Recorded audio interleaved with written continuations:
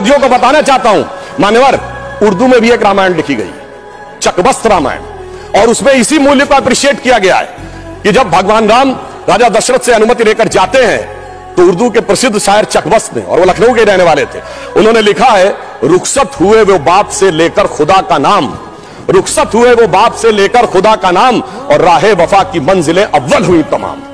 यानी उनको तो दिखा कि राहे वफा की कौन सी मंजिलें हैं जो अव्वल हो रही हैं। मगर क्या बताऊं महोदय, एक फैक्ट बताना चाहता हूं, 22-23 दिसंबर 1949 की रात को जब श्री राम लला प्रकट हुए तो सबसे पहले वो रोशनी किसने देखी थी? वो यूपी गवर्नमेंट का एक सिपाही था जिसका नाम था अब्दुल बरकत।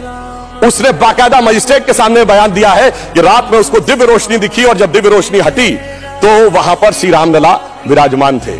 अब्दुल बरकत को रोशनी 1949 में दिख गई, मगर कुछ सियासत वालों को रोशनी 2024 में नहीं दिख रही है। और मैं आपको बताना चाहता हूं, बाबरी पक्ष के पैरोकार थे इकबाल अंसारी, और यह उदारता देखिए कि सबको बुलाया गया, विरोध करने वालों को बुलाया गया, ट्रस्ट के द्वारा गोली चलाने वालों को बुलाया गया, और इकबाल अंसारी को भी बुलाया गया, और इकबाल अंसारी प्राण प्रतिष्ठा में आ गए। उनका इकबाल तो बुलंद हो गया, मगर इन लोगों का इकबाल जमींदोज हो गया। और मैं ये भी बताना चाहता हूं, उसका एक कारण है, ऑन द लाइटर नोट, इसको कोई पर्सनल ना ले महोदय। ये कहा जाता है कि हमारे यहां राम का तत्व या ईश्वर का तत्व कौन नहीं समझ पाता है? जो कामी, क्रोधी, लोभी, खलकामी हो, और राजनीति में वो नहीं समझ पाता जो सेकुलर और वामी हो। अब मैं ये बताना चाहता हूं महोदय कि जो लोग कहते हैं भगवान राम ने अपने जीवन में, ये मंदिर किस चीज का प्रतीक है, कई लोग एक आध कोई शब्द लेकर बगैर पढ़े हुए, बगैर उस भाषा को जाने हुए अपनी बात कहने लगते हैं। तो मैं बताना चाहता हूं, भगवान राम ने कौन मेरा भक्त है इसका बाकायदा उदाहरण दिया। उन्होंने लिखा है, जात पात कुल धर्म बड़ाई, धन बल परिजन गुण चतुराई। इन 10 चीजों से मैं नहीं मिलता। मैं कैसे मिलता हूं? भक्ति से मिलता हूं। ये सारी 10 चीजें हो किसी के पास और भक्ति ना हो, तो उन्होंने कहा, भगतहीन नर मोहे ऐसे, जल बिन बारिध लागे जैसे। अर्थात अगर ये सब कुछ हो, जात पात कुल धर्म बड़ाई ये हो, भक्ति ना हो, तो ऐसा जैसे बादल हो उसमें पानी ना हो। इसलिए भगवान ने इस बात का संदेश दिया। और मैं एक विषय और कहना चाहता हूं, जब राम मंदिर का निर्माण हो रहा था तो कहा जाता था, साहब वैज्ञानिक प्रमाण दीजिए। मैं बस एक बिंदु विज्ञान का भी और बताना चाहता हूं। यह विशुद्ध विज्ञान है, क्योंकि अगर आपने रामचरितमानस के शुरुआती श्लोक पढ़े हो तो उसमें बहुत साफ लिखा, सीताराम गुणगाम पुण्यारण्य विहारिणो वंदे विशुद्ध विज्ञानो कबीश्वरो कपीश्वरो। अर्थात विशुद्ध विज्ञान महर्षि वाल्मीकि ने लिखा। और विज्ञान क्या है? पूछा गया था कि भगवान हुए कब, ये तो बताइए, यहां हुए कि नहीं ये बताइए। अब आप ये बताइए कि आज हम समय कहते हैं, उनका एग्जैक्ट टाइम लिखा है। जैसे आज हम टाइम कह रहे हैं, दिल्ली में कुछ और है, लंदन में कुछ और है, तो एक जीएमटी ग्रीनिच मीन टाइम बताया गया।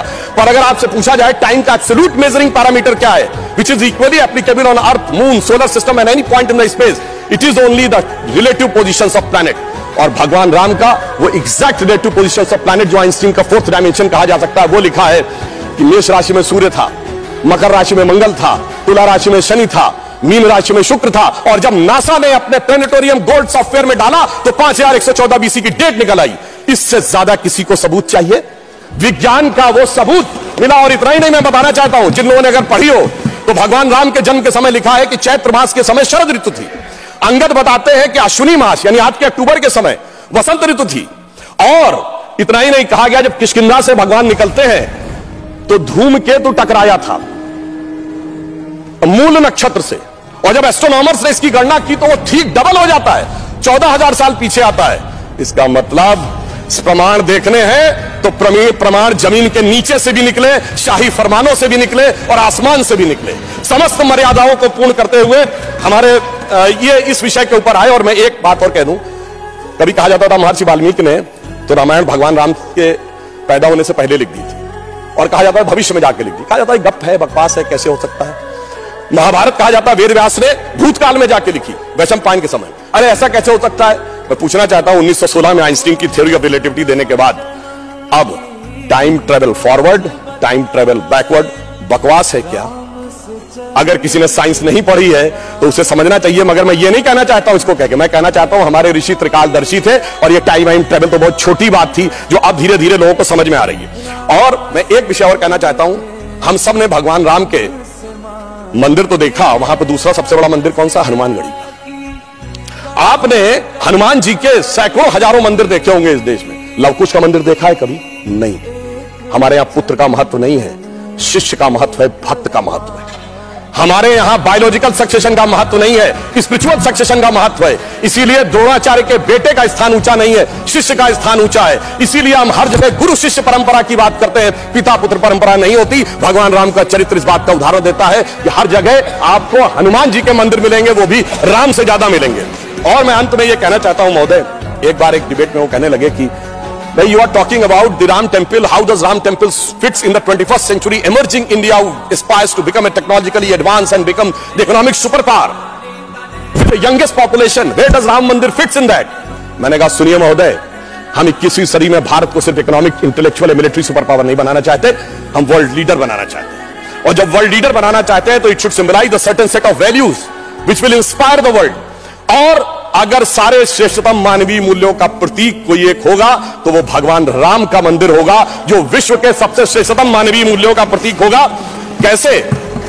मैं आधुनिक जियोपॉलिटिक्स से बताना चाहता हूं। आज कोई एक देश किसी पर अटैक कर रहा है, रशिया यूक्रेन की लड़ाई चल रही है, चाइना का ताइवान के साथ प्रॉब्लम चल रहा है, इराक और उसका चला। क्या है डिप्लोमेसी में? नंबर 1 एनेक्सेशन, दूसरे देश को मिला लो।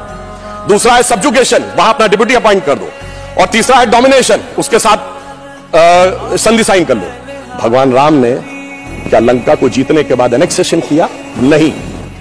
क्या वहां पर कोई अपना डिप्यूटी बैठाया यानी सब्जुगेशन किया? नहीं। कोई ट्रीटी साइन कराई, डोमिनेशन किया? नहीं। तो मैं कह सकता हूं आज के जियोपॉलिटिक्स वर्ल्ड में जब क्लैश ऑफ सिविलाइजेशन कहा जाता है तो उसका प्रतीक वो राम मंदिर दिखेगा, जो पूरी दुनिया को बताएगा कि पीसफुल कोएग्जिस्टेंस कैसे हो सकता है बगैर एक दूसरे से लड़े हुए। इसलिए मैं कह सकता हूं 21वीं सदी का महान भारत बगैर राम मंदिर के संभव ही नहीं। और अंत में मैं सिर्फ ये कहना चाहता हूं, ये एक नया इतिहास बना है और ये हमारी सरकार और माननीय प्रधानमंत्री जी की उस दृढ़ इच्छा शक्ति का प्रतीक है जिसके लिए कहा जाता था अरे 370 कभी हटेगी नहीं, राम मंदिर कभी बन ही नहीं सकता। मगर ये वो लोग कहते हैं जो फूलों के हार पहनते हैं। हमारे प्रधानमंत्री जी अंगारों के हार पहनते हैं और जो अंगारों के हार पहनते हैं वो इतिहास को बदलने में निश्चित रूप से सफल होते हैं। इसलिए मैं अंत में यह कहना चाहता हूं, अपनी सरकार को बधाई देते हुए, श्री राम जन्मभूमि न्यास ट्रस्ट, हमने बहुत साफ कहा था हम मंदिर नहीं बनवा रहे, मंदिर न्यास बनवा रहा, हम सिर्फ मार्ग प्रशस्त कर रहे हैं। दूसरों ने कहा था कि हम वो बनवा रहे हैं, तो हम सिर्फ उनके लिए कहना चाहते हैं प्रधानमंत्री जी की तरफ से कि अंगार हार उनका जिनकी सुनहाक समय रुक जाता है, अंगार हार उनका जिनकी सुनहाक समय रुक जाता है, आदेश इधर कर देते हैं, इतिहास उधर मुड़ जाता है। धन्यवाद।